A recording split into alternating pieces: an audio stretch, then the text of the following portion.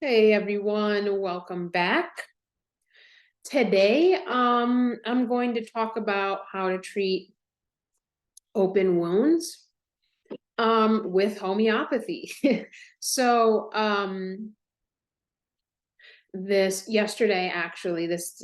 podcast is inspired by, I was smoking some short ribs and, I've been chopping wood and using an axe and a hatchet and mauls for years. And if you've ever smoked meats or food using real wood versus pellets, you may know that some of the wood can be a little bit tricky for using in smaller smokers like I have right now.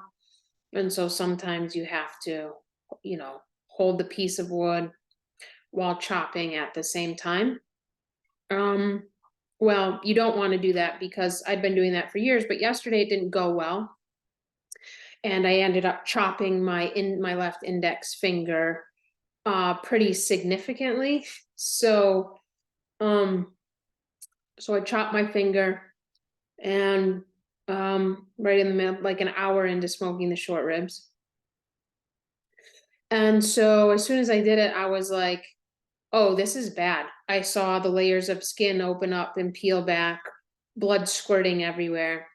I go into the house and my wife is working. I go into the house. I'm like, to my farmhand, I'm like, I think I need help. I need some help. I just cut my hand open with an axe and blood is literally flying everywhere. So I hadn't treated myself with homeopathy for an open wound of this nature before. And so actually it went very well. I think it helped on many levels with regard to stopping the bleeding, with regard to disinfecting, and then with regard to pain and nerve pain and inflammation after I cut my finger almost off. It was bad. I needed stitches. So today I want to walk you through, because let's say this happens to you and you're like, hey, let me book an acute with Heather and blood's flying everywhere. You're not going to do that, right? You need to know how to act and what to do in the moment. And I know some people live more of an urban lifestyle, and so maybe these sort of accidents aren't as going to be as common. But hey, you could be chopping vegetables and cut your finger, or playing with your kid and bust open, your head, or something like that. So I want to, the purpose of this episode is to teach you how to use homeopathy for open wounds. Um, uh, Now, this isn't to say don't go and get stitches, because sometimes that's often needed and helpful and necessary. It's one of the benefits of Western medicine.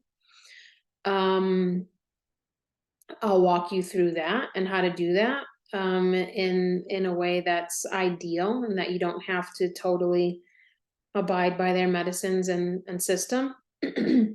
um, and usually I write some notes for the podcast, but I cannot type. I cannot use my left hand right now because, um, well, I can't use my index fingers. Totally fucked for a while. So this is kind of, I'm gonna take you, it's like a um flying off the cuff here. And just gonna walk you through my experience so you understand what to do in this situation, because you can likely, and this is always up to you, right? I can't diagnose, treat, cure, blah blah blah. I can't do any of that. None of this is considered medical advice, but the information the Western medical system gives you is considered medical advice. We should probably say it's considered unhelpful medical advice, right? Or like absolutely unhelpful in most cases. So, but if you understand how to use homeopathy in certain situations, in certain acute situations, in certain emergency situations, even if you go to the hospital or urgent care or the doctor, excuse me, This can help expedite the healing. You might not need antibiotics. It can help stop bleeding, in this case, particularly for open wounds. So homeopathy is amazing emergency medicine. And I teach my students in my practitioner training course. We have a whole class on first aid, homeopathy for first aid for homeopathy. And that walks them through everything from head injuries to snake bites to insect bites to stings to scorpion bites to open wounds, to heart attacks. And these are all things that, okay, while you may still want to follow up with your doctor, you can administer homeopathy. So maybe you get to the hospital and you're like, actually, I don't need to be seen. Or you get to the hospital and you're like, no, I don't need antibiotics. Or you get to the hospital and you're in a better state than when you'd go there and they'd have to do all these procedures, but you put yourself in a better position. You put your body in a better position when you show up there, that you it may set you up to rely less on their medicines and help, so to speak. And as I mentioned, I'm not sure if I've mentioned this recently, but this January, I'm starting a new practitioner training course. It's a 1.5-year course that teaches you how to be a classically trained homeopath. And that program is starting this January. I believe it's the first week in January. And you can learn more about the course. You can say, hey, I'm interested in your course, Heather, tell me more. We can set up a Zoom call and talk more about this. But you can go to my site, heathershepard.com, and read more about that, which I'll teach you how to use homeopathy, how to apply it to chronic and acute conditions. We get very specific. There are live case studies. There are recorded case studies. There are paper case studies in the course. And my goal is to help prepare you so that by the 6-month mark, you can start seeing clients if you'd like. And by the time you graduate, you are well equipped to handle any acute and chronic condition in your practice using homeopathic medicine in a classical way. So you can hop over to my site, heathershepard.com, go to the practitioner training course, and you can read more about that. And like I said, the next course round begins this January 2024. Let's see, any other announcements? I think that's the biggest thing. Oh, I have a new farm blog, food blog up on my site. And yesterday on my to-do list was write a new blog. Of course, I couldn't do that because I practically chopped my finger off. However, there's an intro blog up called I Live in the Wild, Wild West. And it's on my blog, and I'm calling it the Eat, Heal, Farm blog. That's also the motto for our farm. And so you can read more about that and start kind of following the blog over on my site, heathershepard.com. I put a blog tab on the menu to make it super easy for you all to access that. And honestly, this is motivation. This is like, I'm hoping this is going to be a win-win.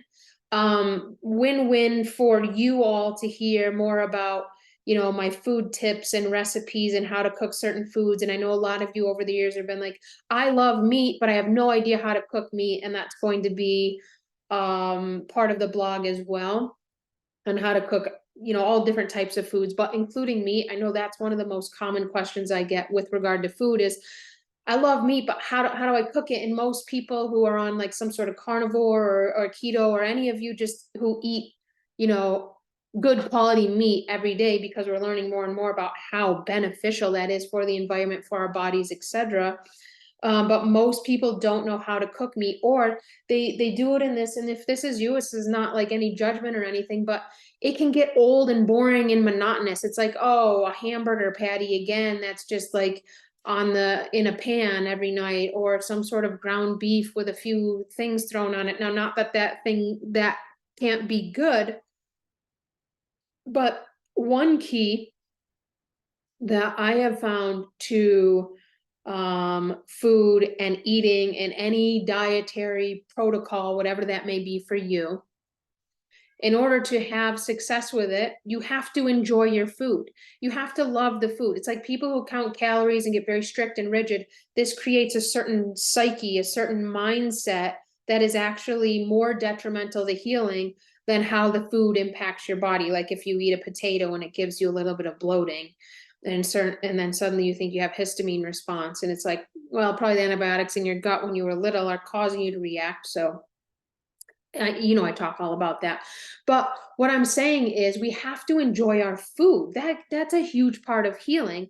And we have to enjoy our food. So how do we enjoy our food? We enjoy our food by having diversity of food choices, which is why I am so such a proponent of the sunlight diet that I wrote and have available on my site, teaching you how to eat a seasonal diet and why a varied diet is beneficial and how to do so for the region you live in and to support your health. But a varied diet, a diverse diet, also it makes the food exciting. Like every night you're like, oh my gosh, okay, cool, this is a new meal, this is okay, yes. Oh, like for example, I mean, who can get sick of a ribeye? But you can't really get sick of a ribeye, but why not change it up a little bit? And the other night, I think I mentioned this, I'm not sure, but I smoked our ribeyes for an hour a couple weeks ago, and then I did a reverse sear on the grill just for like 2 or 3 minutes per side. And I was like, that's one of the best ribeyes I've ever had. And I've had grilled ribeyes for years, but just having that little diversity, like adding that little twist to it, was like, oh my God, this is amazing.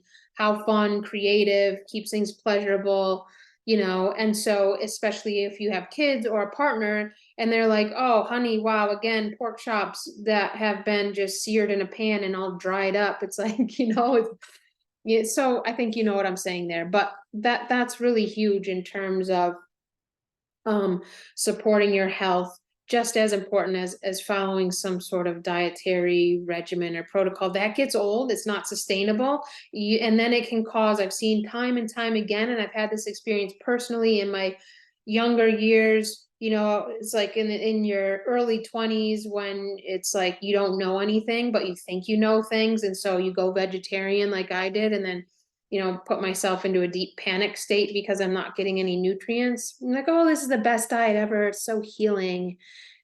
I convinced myself and my psyche that that was the case until I didn't, and that shifted, and thank God for that. So I have no idea how I got on that topic, but oh, the blog. So, the blog is this outlet for this resource for you all that I hope you can call on to learn about certain recipes and cooking certain foods, and also, hearing about my farm stories and food adventures with the intent that it inspires your own food adventures and so forth.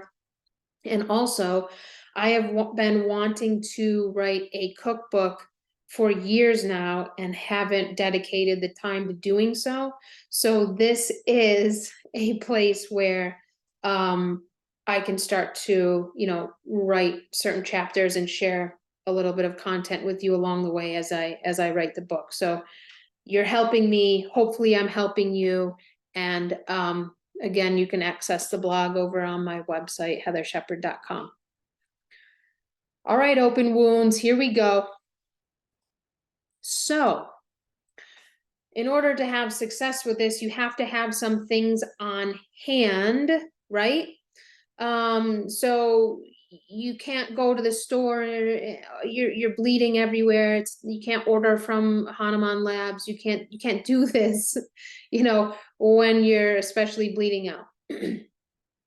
Okay, so what do you need to have on hand? Let's make sure you're prepared.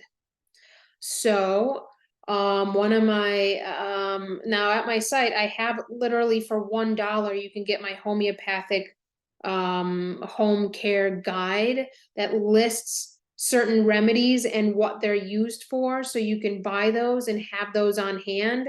So when an acute situation comes up, you're like, okay, boom, Heather's homeopathic home kit guide. There it is. My kid has an ear infection on the left side, chamomile, boom, there we go. Okay. So that resource is there. Now, when it comes to open wounds, which this is great to have on if you have kids, if you are outside at all, if you play outside, if you do water sports, if you do ground sports, if you do any type of physical activity outside, you know, and you're not someone who sits at your computer all day, which it's hard to get an open wound by doing that. Okay, so, you know, what you want to have on hand is this. Calendula officinalis homeopathic. 200C, 1M, 10M, that would be my suggestion, number one. Number two, Arnica, 200C, 1M, 10M. Number three, Hypericum, 30C, 200C, 1M. Trying to think if there's other ones that could be. Those are the top three for open wounds. Now, most people, when I say homeopathy, they're like, oh yeah, I've tried Arnica. It's like the most well-known remedy. Arnica is not to be used for open wounds. If you're bleeding out, do not give Arnica because that will cause the blood to flow more. Now, why did I mention Arnica? Because once the wound is closed, maybe there's some pain, maybe there's some inflammation, maybe there's some bruising, that's when you would call on Arnica. Okay, you're bleeding out, no Arnica. No, don't do that. That's a bad idea. People are like, you know, I'm going in for a dental procedure and I went to my naturopath and they suggested to take Arnica before I go in and then when I get out, and that's not how you use homeopathy. It's not very much a preventative medicine in the sense that you take it before, like, say, a dental procedure to prevent bruising. Not going to work. In fact, it's going to make the situation worse if you take Arnica before going into some sort of surgical procedure because it increases blood flow.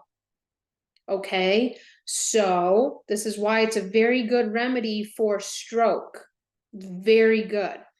But for an open wound or for taking as a surgical preventative, horrible idea. Do not take Arnica in those situations. Anyone who tells you to do so doesn't know shit from Shinola about homeopathy, so don't do it. Okay, so now I'm going to walk you through how I cut my finger with the axe and then what I did from that point to when I went in for stitches, which I probably wouldn't have went in for stitches unless my wife was like, hey babe, you need stitches, right? And so I was like, okay, I will get stitches as long as they will do it without numbing, without antibiotics, without any antibiotic ointment. I'm game. So here's what happened. Boom, chopping wood, and I did it like an idiot. It was not like I don't know how to chop wood, I don't know how to use a hatchet. Not at all. I've been doing it for years. And I teach people how to do this. And I did an idiot move where I held it with my left hand and then chopped it.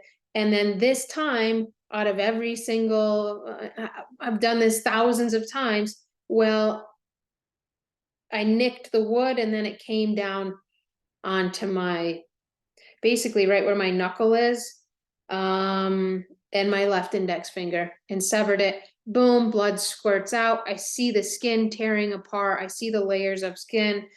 And I was like, okay, now what do we do? You've got an open wound. Where do we go from here? So where we go from here is I need to tie that thing up tight. So, and put a lot of pressure on it to stop the bleeding. I need to do that. So that's step one. And most people know this. You have an open, you know, tourniquet, or just use a clean washcloth and tie it around the affected part. Use gauze and medical tape, whatever you have on hand. We have a good first aid kit here. So I started with a washcloth while somebody was going to get my farmhand, they so graciously were helping me. And so, Jen was in a session, but she's very adamant, babe, if you have an emergency, come tell me. This one time, maybe 2 years ago, we were living in Sedona, and about 100 yards from our house, a fire started, like in the national forest. And I was like, oh my God, I gotta put it out. Me and the landlady was there, and so we ran up there and started putting it out. And Jen was so mad after the session. She's like, you have to tell me when emergencies happen. I need to know. I want to know. It doesn't matter. I'll stop my session. So I was like, okay, my bad. I heard, got you. So this time I go up to the Jen's office, and she takes one look at me and just sees blood pouring off of me, and she's like, okay, time to end class. Time to end class, and let's see what's going on. So, but anyway, tie up the affected area so you stop the bleeding. Apply very decent pressure, good amount of pressure. Tie it up. You want to stop the blood from oozing out. Okay. While I tied up my finger with a washcloth, or somebody was helping me, hopefully you have someone there to help you, because it can be hard to do this, especially if it's a hand and you need, you know what I'm saying? So while that was happening, somebody went and got the first aid kit with the medical, tape and gauze and so forth. While the other person, I said, okay, prepare a solution, a water solution of calendula 1M. Now, I used a 1M because the cut was so deep. It was practically to my bone. Thankfully, I don't think the bone is affected. Not sure yet. They wanted to give me an x-ray, and I told them that was going to be a hard pass. So I don't think it's affected, but right before the bone, I literally just missed the knuckle bone. Okay. So anyway, that's being tied up. I thought that the cut was very deep. So I'm like, okay, calendula 1M. Now, I think a 200C would have been equally as good. So, a 30C, maybe, but you want something significant in this situation. So 200C, a 1M, put, 4, 5, 6 pellets in water. Now, what you do before is you succuss the remedy, which I can't show you really because I can't hit. Pretend my palm is under here. You pound down on your palm. Do that 10 times. It's called succussing. Okay. You succuss the remedy 10 times, then pour your 5, 6 pellets in, 4, 5 ounces of water, let it dissolve, swish it around, and then literally I had them pour the calendula water over the cut. Okay, so I took the washcloth off. Here it is, poured the calendula water on the cut. Now, up until that point, I was very concerned about how I was going to stop the bleeding, because there was a lot of blood. There was trails of blood through the house, all down my leg. It's squirting out everywhere, not to be dramatic, but I bleed pretty easily, and the cut was deep. So they pour the calendula water on it. Now, how you know if the remedy is actually working, like if the remedy's not spoiled, right? It hasn't gone off. You weren't given a bad batch, right? Which can sometimes happen with the Byron remedies, which is why I don't suggest them. I suggest buying your remedies if you live in the US from Hahnemann Labs, because I know they prepare them very well. Okay. So when you have the calendula solution, start pouring, little by little into the cut. Pour directly into the cut. It will sting. That's how you know it's working. That's how you know the remedy's prepared well. That's how you know it is it's not spoiled, it's active, it's doing its thing. It's on point. Now, calendula homeopathic is amazing. It's an amazing antibacterial, if there's a concern for infection, calendula is amazing. Okay, calendula is known to be a very potent source of iodine. Okay, so we know even when I went to urgent care for the stitches, they were like, okay, here's a water bath of iodine. I'm like, okay, I'll do that. That's fine. Like, iodine is a natural antibiotic, and it can kill any bacteria that, needs to be killed. So I was applying the calendula, and I'm not kidding you, within a minute of this squirting out blood, it stopped bleeding and formed a clot. And I was like, oh my God, this is okay. All right. Okay, calendula. All right, I see you. This is amazing. So then what happened is, every now and then I'd pour a little bit more on there. And that got me to the point where it stopped the bleeding, but also disinfected the area. Now, we're taught as soon as we cut ourselves to wash it out. I am not such a big fan of that. That would be, maybe a third or fourth choice. The first thing I would suggest is the calendula, is making this water solution and then pouring it on there. It's much better of a disinfectant. And also you'll get a lot of other anti-inflammatory and healing properties from the calendula. Today, my finger, it's a little painful, and I just did this yesterday. It's a little painful, but the swelling is very low. And there's no redness, there's no like heaps of swelling. So the calendula acted immediately to help disinfect, clean out the area, bring healing to the area. And this is after you wrap it up tight and you prepared your calendula solution, you want to make sure all the pellets are dissolved before you start pouring it on the wound. And then when you've used all the water, make another solution to have on hand just in case.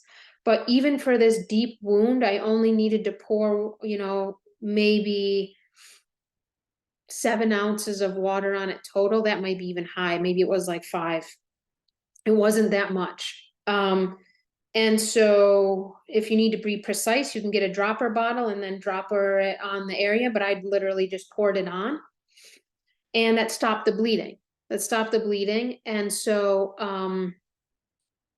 then I was like, okay, I have to decide if I'm going to go get stitches or not. Jen was like, you need to go get stitches. So I said, okay, let's do it.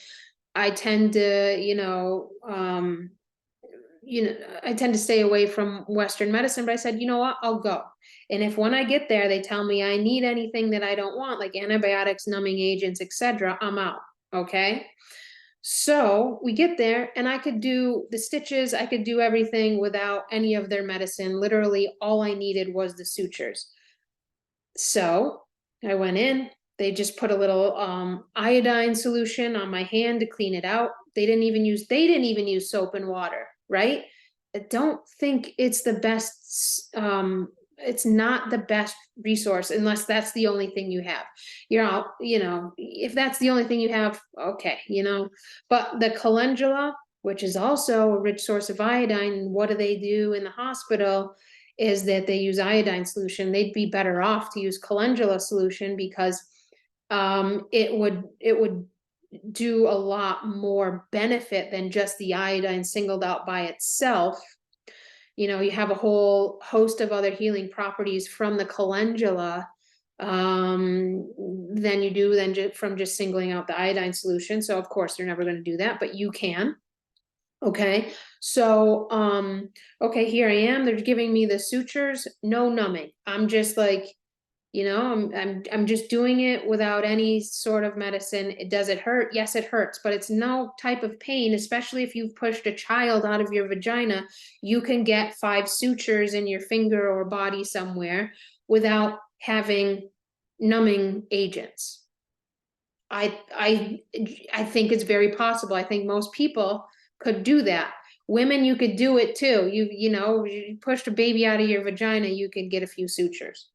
So anyway, and then that, what does that do is it prevents you from needing to, you know, rely on antibiotics and other, um, um, their medicines, like the numbing stuff. You know, if you don't think that's going to have an effect on your body, it is. Now, if you really need it, fine, you can work through it. It's like, I'm not telling you what to do from a medical standpoint, and I'm not telling you to never use their medicines, but I'm saying that sometimes we just don't think about, there's another way to consider.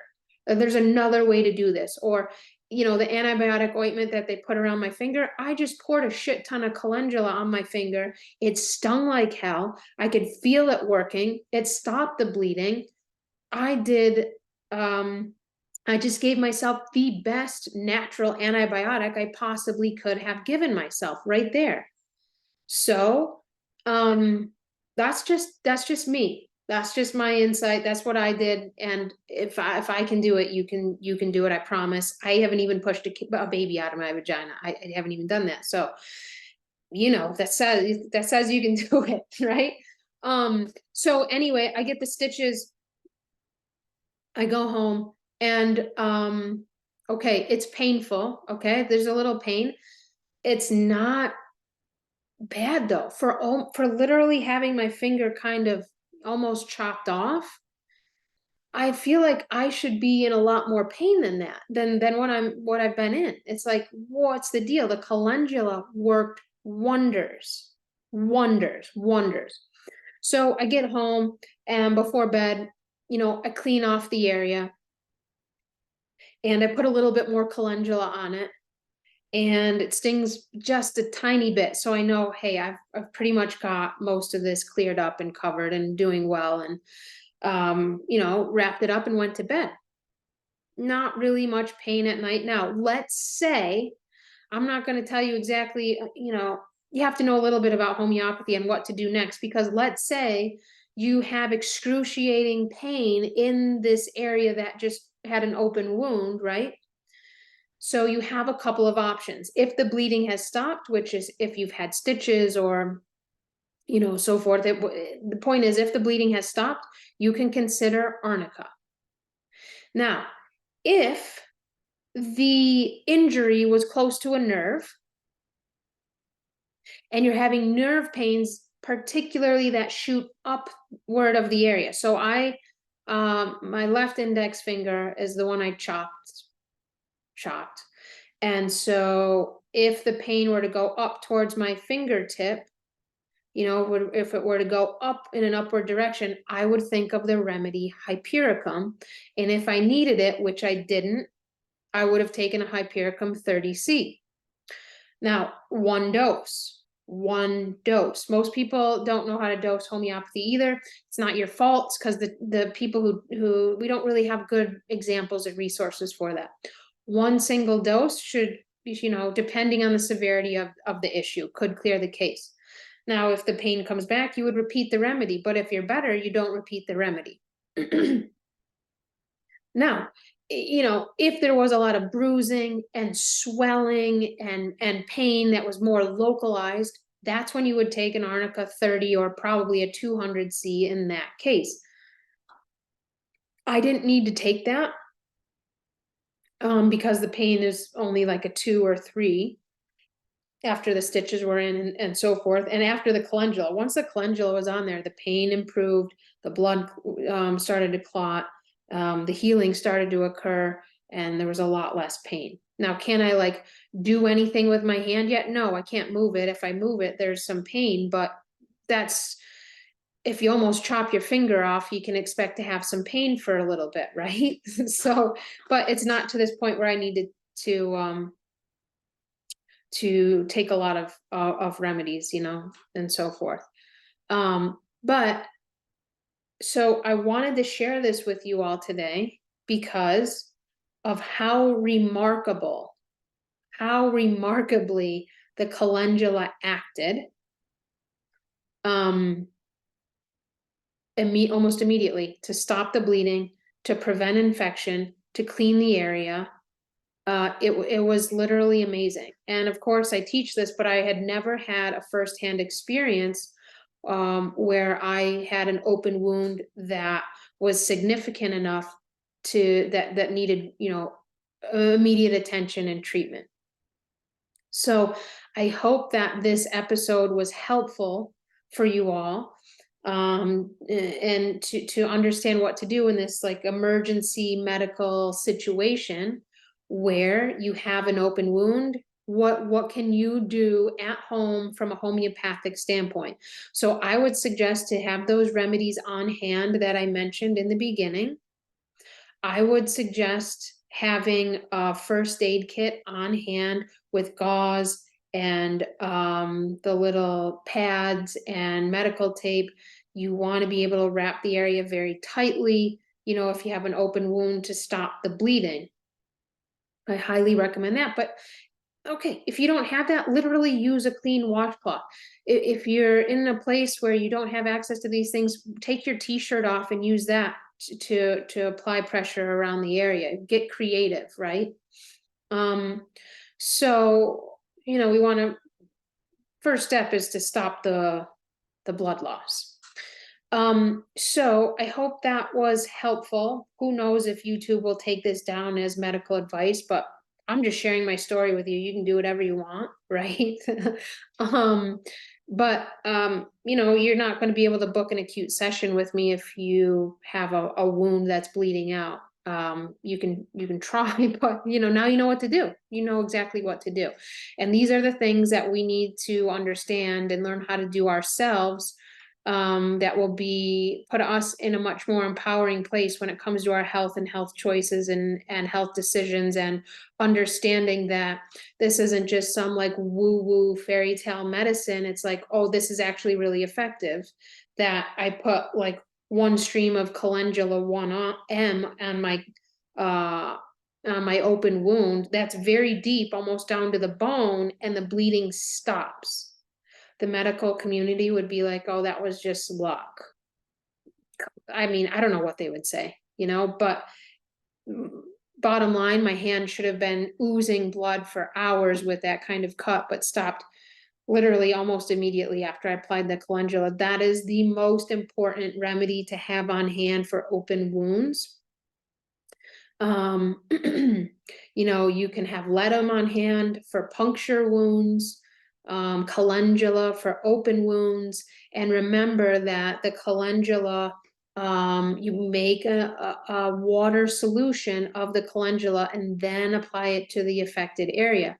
Now, if this somewhere where the wound is or so forth, if it's really significant, really deep, maybe you're going in and out of consciousness or something, train your family in some of these first aid things so they know what to do when you go down. When I almost cut my finger off, they're like, oh my God, what do I do? And but Jen is very good in an emergency situation. She's like amazing. And so but teaching your family what to do. Hey, if there's somebody has an open wound, this is the protocol, what we're going to do. Even if you have kids, go get the calendula 1M, put 5 pellets in this water, swish it around, pour it on the cut. If there's a very significant wound, I mean, maybe you're out of consciousness, in and out of consciousness, you can have whoever's around you while you're on your way to the hospital give you the calendula orally as well as topically. Okay. I hope this was helpful. I hope to see you over at the blog. If you have any recipes that you're like, I really want to learn how to cook that, send an email my way or send me a message on my website. Go over to the contact form and send me a message. And I hope to see some of you in the practitioner training course this winter, starting this winter also. That'd be awesome. I'm super stoked about it, and really love teaching this medicine to others to help empower their lives and to help them help their clients and patients in a really effective, holistic way that doesn't suppress, but actually helps to support the healing and longevity and vitality of the entire organism. Okay, see you soon.